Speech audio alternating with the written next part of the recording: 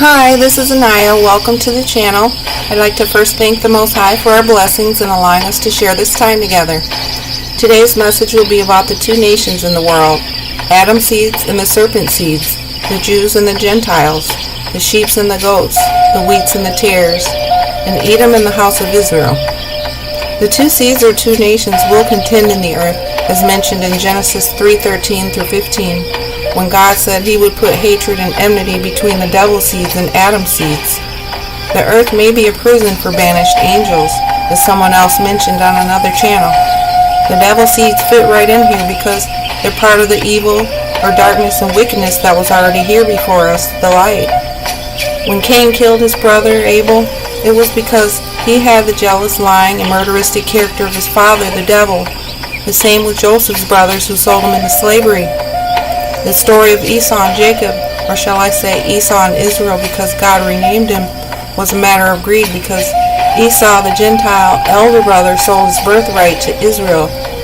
Esau and his seeds have hated us to this day. This goes back way even further to the beginning when the serpent, or Satan, was jealous and in competition with Adam. Our house of Israel has been mixed in with these wicked nations from the time they were cast out of heaven to the time we were spread out to the four corners on slave ships, even to this day. There's nothing new under the sun, as it is written in Ecclesiastes 1:9 through 10, which means history repeats itself. We're just the descended seeds fighting as it is written. Sooner or later, this evil cursed cycle will be broken or changed when God finds us worthy enough to redeem. In Genesis 25:23, it speaks of two nations in Rebekah's womb, Esau and Jacob, or Israel, being separated, one nation being stronger than the other, and the elder serving the younger. God made an everlasting covenant with Israel, the younger brother, for him and his seeds, to give them the land, in Genesis 35:12, and in 1 Chronicles 16:15 through 18. Israel God has loved, but Esau God has hated, according to Malachi 1:2 and 3. I believe it was because he sold his God-given birthright to his brother Jacob. It meant nothing to him when it should have meant everything. Not all family is family. Not all Israel is Israel. And not all Gentiles are Gentiles. You can't judge a book by its cover. You should look at a person's faith in God, their heart, and their works and actions.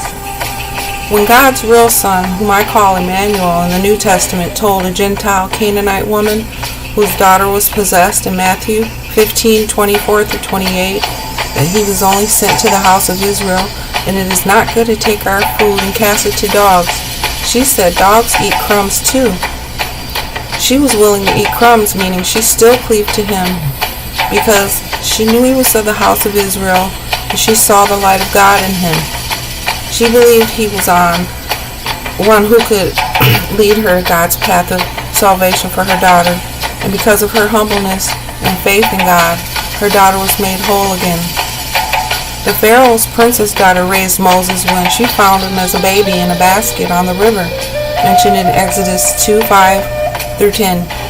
She took him in as her own and made it so that he would sit on the throne, even though she knew he was of the house of Israel. He later on found out that that wasn't his life at all, and he had God's work to do to help bring Israel out of that house of bondage. There was also a harlot named Rahab, a Canaanite Gentile woman who helped Israel by hiding two of Joshua's spies mentioned in Hebrews 11:31, and she was saved from destruction. These were so-called Gentiles helping their so-called enemies, us the Jews. Maybe they weren't Gentiles at all. Maybe they really were of the house of Israel too, just mixed in with the other nations, the devil's seeds, or the evil darkness. Isaiah 62:3. For behold, the darkness shall cover the earth, and gross darkness the people. But the Lord shall arise upon thee, and his glory shall be seen upon thee. And the Gentiles shall come to thy light, and kings to thy brightness of thy rising. Isaiah 14:1. For the Lord will have mercy on Jacob, and will yet choose Israel, and set them in their own land, and strangers shall be joined with them, and they shall cleave to the house of Jacob. Isaiah 55:5. Behold, thou shalt call a nation that thou knowest not, and nations that knew not thee shall run unto thee because of the Lord thy God, and for the Holy One of Israel, for he hath glorified thee. Deuteronomy 30:1-3. And it shall come to pass, when all these things are come upon thee, the blessing and the curse which I have set before thee, and thou shalt call them to mind among all the nations whither the Lord thy God hath driven thee, and shall return unto the Lord thy God, and shall obey his voice according to all that I command thee this day, thou and thy children, with all thine heart, and with all thy soul, that then the Lord thy God will turn thy captivity, and have compassion upon thee, and will return and gather thee from all the nations whither the Lord thy God hath scattered thee. So, we should know all the 10 Commandments in Exodus 20:3-17. No other gods or graven images. Keep God's name holy. Don't take it in vain. Keep the Sabbath. Honor your parents. Don't kill. No adultery. Don't steal or lie. Don't covet or have your heart set on that which is your neighbor's. Daniel 12:13. But go thou thy way till the end be, for thou shalt rest and stand in thy lot at the end of days.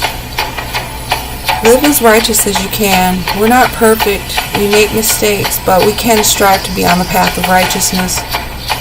If the wicked think it is their job to distract, obstruct, or condemn us, then I'm sure they'll be judged at some point too by God, as it is written in Deuteronomy 30:7.